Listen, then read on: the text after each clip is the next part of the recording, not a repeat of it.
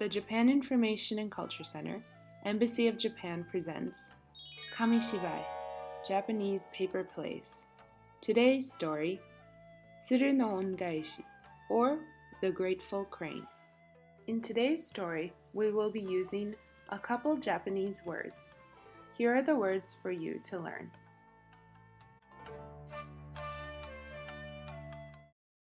Once upon a time, deep in the mountains, there lived a poor woodcutter and his wife. "Oh, I could not sell even a single stick of firewood today," he sighed. After a day of work, on the way back home, he heard something that sounded like a cry. "Oh, what could that be?" he wondered. He followed the sound to a large open field covered with white snow, and found a big white crane trapped. The crane stretched out its neck and looked at him as if to plead. "Oh, please, sir, help me." "Oh, poor thing," said the old man. "How long have you been caught in this trap?" The old man calmed down the crane and loosened the rope that was tangled around its legs. "There you go. Now fly away to wherever you wish to go." As he finished talking, the crane flew up, circled the air, and flew far, far away.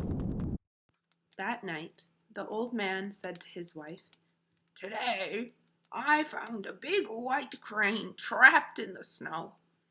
"And what did you do?" she asked. He told her the story about how he rescued the crane. "That was a very nice thing you did for the crane. It must have been very grateful," she said. "Yes, it seemed very happy," replied the old man. Even though the old man could not sell any firewood, the happiness that him and his wife felt from the memory of the grateful crane soon replaced the memory of his misfortune of earlier in the day. Then, the next day, in the evening, don, don, don. Later that night, somebody knocked on the door.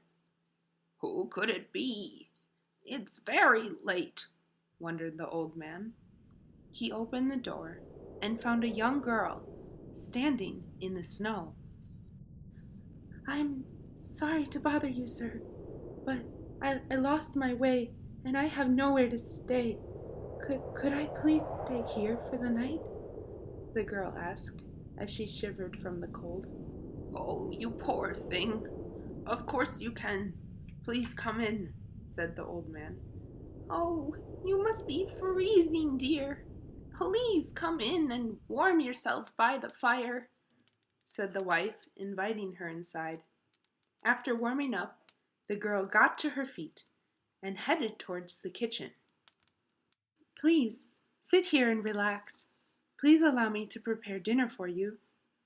She walked into the kitchen and started cooking delicious food for the couple. Later in the evening, the snow continued to fall until the roads and the house were covered in snow, making it impossible to leave.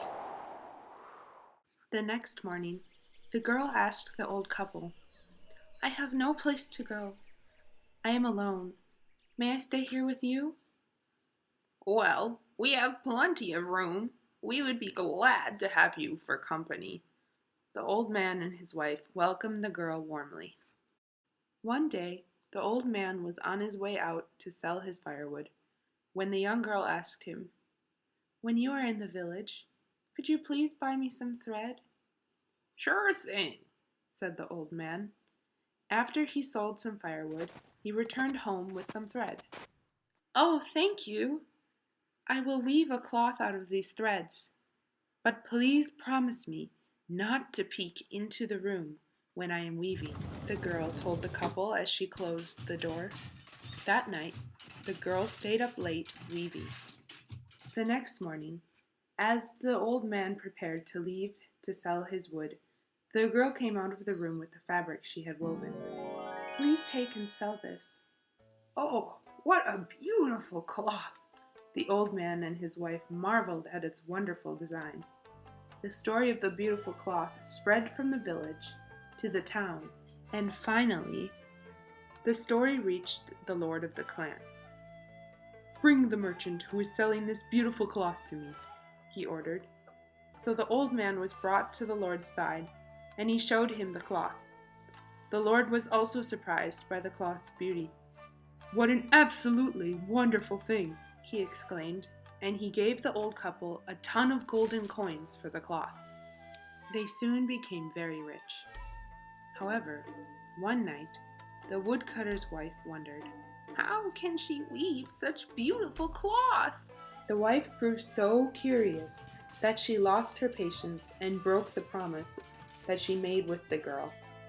She quietly opened the door and peeked into the room, and she could not believe her eyes. There, in the room, was a big white crane, plucking one of its own feathers and carefully weaving it with the thread. The crane noticed the wife looking at her, and it changed its figure to a girl. She said, "I am the crane you saved the other day. I wanted to stay with you, but now you know my secret. I have to go back to the mountains." The girl stepped out on the snowy field and changed her figure back into a crane. She circled above the old couple once and flew off into the mountains. "Come back! Don't leave us!" they cried. But the crane never came back to them again. At their feet, they found the crane's feather, as delicate and white as the snow.